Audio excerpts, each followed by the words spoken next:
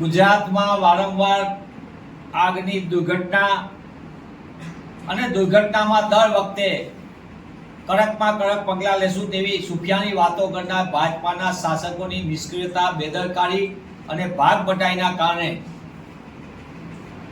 જે પ્રકારે માનવ જિંદગી હોમાઈ રહી છે, 2019માં તક્ષશિલા કાંડ,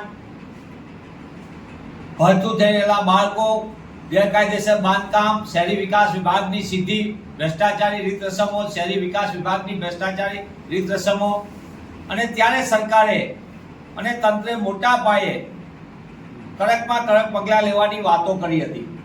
5 વર્ષ વીતી ગયા, સરકારે કોઈ પગલાં ન લીધા અને એ જ ભ્રષ્ટાચારી રીત રસમોમાં ઘટાડો થવાના બદલે ઉમેરો થતા રાજકોટમાં ટીઆરપી ગેમ ઝોન, જેમાં પણ શહેરી વિકાસ વિભાગની ભાગીદારી, સાझेदारी, કોર્પોરેશનના શાસકોની ગંભીરપણે બેદરકારી અને ભ્રષ્ટાચારી રીત રસમ, અને એના કારણે માનવ જિંદગી 27 કરતાં વધુ હોમાઈ ગઈ. રાજકોટના ટીઆરપી ગેમ ઝોનમાં બનેલી દુર્ઘટના પછી સરકાર વધુ પડતું દબાણ આવતા એક લેવલ સુધીના અધિકારીઓને અત્યારે સીટ સમક્ષ હાજર કરીને એમની સામે ફરિયાદ દાખલ કરી.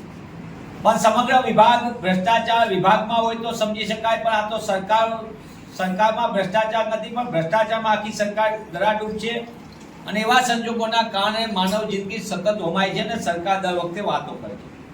જે રીતે ગુજરાતમાં કેગ જેવી ભારતની મોટી સંસ્થા કહેવાય, બંધારણીય જેની જવાબદારી ઓડિટની છે, તેને ફાયર વિશે 2018-19માં કે કઈ રીતે નેગ્લિજન્સી છે ફાયરમાં, 20-21માં અને 21-22ની અંદર કરોડો રૂપિયા કઈ રીતે સાધનો ખરીદવા માટે ભારત સરકાર તરફથી કોઈ યોજના ના આવ્યા હોય તો એ પૈસા પાછા જાય, modernisation of the fire station એના પર જાય, વ્હીકલ ખરીદીના પૈસા પણ પાછા જાય, અથવા તો સરકાર છેલ્લા દિવસ સુધી એ તંત્ર ખરીદી ન કરે, એના કારણે ફાયરની દુર્ઘટના સમયે આપણી આગળ પૂરતા સાધનો ઉપલબ્ધ થતા નથી. આપણે તક્ષશિલા કાંડમાં જોયું હતું કે કરોડો રૂપિયાના ટેન્ડરો બહાર પાડતી સુરત કોર્પોરેશન આગળ એક આગ લાગી હતી, ત્યાં પહોંચવા માટે સીડી પર ખરીદવાના પૈસા નહોતા અથવા ખરીદી નહોતી.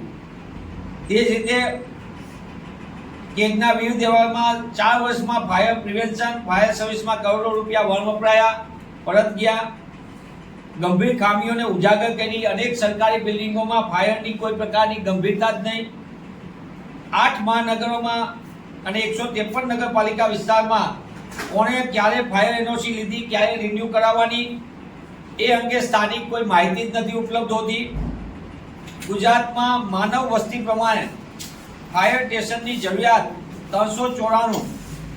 હું ફરીથી કહું છું, ગુજરાતમાં જનસંખ્યા પ્રમાણે 394 ફાયર સ્ટેશનની જરૂરિયાત, એની સામે માત્ર 183 ફાયર સ્ટેશન હાલમાં છે, જેમાંથી 60-70 તો સંપૂર્ણપણે દયનીય સ્થિતિમાં છે. ગુજરાત સરકારના પરિપત્ર 13/23 બાદ તમામ મહાનગરપાલિકાના ફાયર વિભાગ દ્વારા ફાયર એનઓસી રિન્યુઅલ માટેની કામગીરી બંધ કરી દેવામાં આવી છે.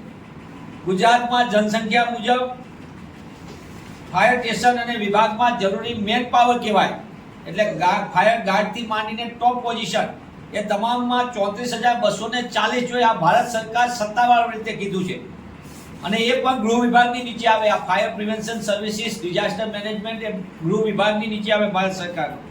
તેને જે અહેવાલ આપ્યો એમાં દરેક રાજ્યમાં જુદા જુદા, ગુજરાતમાં 34,240ની જરૂરિયાતની સામે માત્ર 1447 કર્મચારીઓ ફાયરમાં, એટલે કે 4.5% જ માન પાવર અત્યારે ઉપલબ્ધ છે.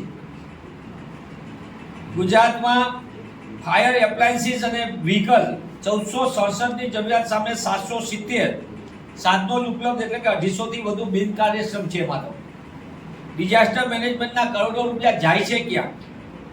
2 વર્ષની અંદર સમગ્ર દેશની અંદર આગના બનાવોને, મોટા ગંભીર આગના બનાવોના લીધે 1147 માનવ જિંદગી મોતને ભેટી છે.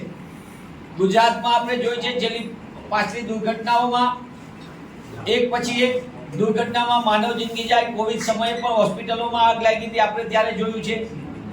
અને તક્ષશિલા પછી મોટો કાંડ ટીઆરપી ઝોન, તેમાં પણ આગમાં 27 કરતાં વધુ નિર્દોષો હોમાયા છે. ત્યારે મારી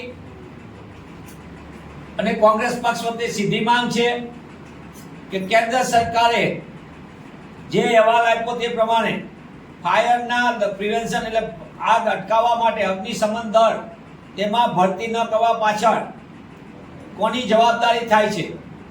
લાંબા સમય સુધી એનું આધુનિકરણ ફાયરના સાધનોનું ન કરીને અને ફાયરના સાધનો ખરીદવા માટે આવેલી ગ્રાન્ટનો વણ ઉપયોગ થયો તેની માટે કોની જવાબદારી થાય છે?